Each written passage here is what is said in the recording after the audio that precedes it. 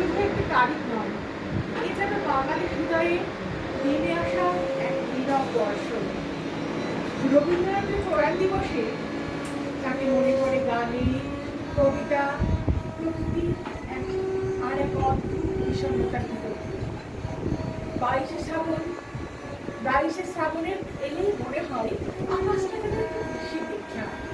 বৃষ্টির শব্দে কোথাও যেন মিশে থাকে এক চিরচেনা কণ্ঠের গভীর গুণগান। তিনি চলে গিয়েছিলেন, কিন্তু তার চলে যাওয়া কি সত্যি চলে যাওয়া?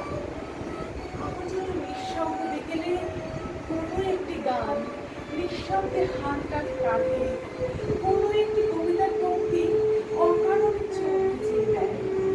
রবীন্দ্রনাথ আমাদের কাছে শুধু কবি নন, তিনি আমাদের আনন্দের ভাষা, বেদনার আশ্রয়, প্রেমের উচ্চারণ, প্রকৃতির সঙ্গে কথা বলার এক অনন্ত সেতু। তাই 22শে শ্রাবণ মানে সুখের দিন হয়েও যেন ভালোবাসার দিন।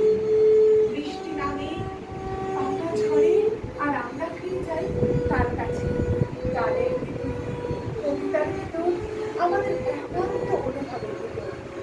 সময় তাকে আমাদের কাছ থেকে তুলে নিয়ে গেছে, কিন্তু তার শব্দগুলো কালিয়ে মুছে দিবে। 22শে শ্রাবণে তাই প্রণাম সেই অনন্ত সৃষ্টিশীল আত্মাকে, যিনি আমাদের শিখিয়েছেন জীবনকে ভালোবাসতে, হৃদয়ের মধ্যেও সৌন্দর্য খুঁজতে, আর মৃত্যুর ওপারেও শব্দের ভিতরে বেঁচে থাকতে। আমি আজ তারই সোনার তরী কাব্যগ্রন্থের সোনার তরী কবিতাটি পাঠ করে শোনাচ্ছি। গগনে গরজ মেঘ ঘন বর্ষা, কোণে আমরা বসে আছি নাহি ভরসা। রাশি রাশি হারা হারা ধান কাটা হলো সারা, ভরা নদী ঘোর ধারা হর পরশা। কাটিতে কাটিতে ধান বর্ষা, একখানি ছোট ক্ষেত আমি একেলা, চারিদিকে বাঁকা জল করিছে খেলা। বড় পারে দেখি আঁকা তরু ছাড়া বসি মাখা, গ্রামখানি মেঘে ঢাকা প্রভাত বেলা। এপারেতে ছোট ক্ষেত আমি একেলা, গান গেয়ে তরিবে কি আসে পারে, দেখে যেন মনে হয় চিনি ওহারে। ভরা পালে চলে যাই, কোনো দিকে নাহি যাই, ঢেউ গুলো নিরুপায় থামে কোথায়, দেখে যেন মনে হয় চিনি ওহারে। তুমি কোথা যাও কোন বিদেশে, বাড়ির ভিড়াও করি ভুলে চলছে।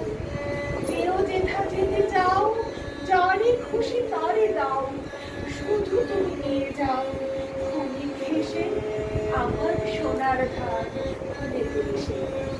যত চাও তত লও তরণী পরে, আর আছে আর নাই নিয়েছে বলে। এতকাল নদী কূলে যাহা লয়েছিল বলে, সকলে দিলাম তুলে ঘরের ঘরে। এখন আমার এরকম করুণা করে, ঠাঁই নাই ছোট সে তরি, আমারই সোনার ধানে গিয়েছে ঘরে। শ্রাবণ গগন ঘিরে ঘন মেঘ ঘুরে ফিরে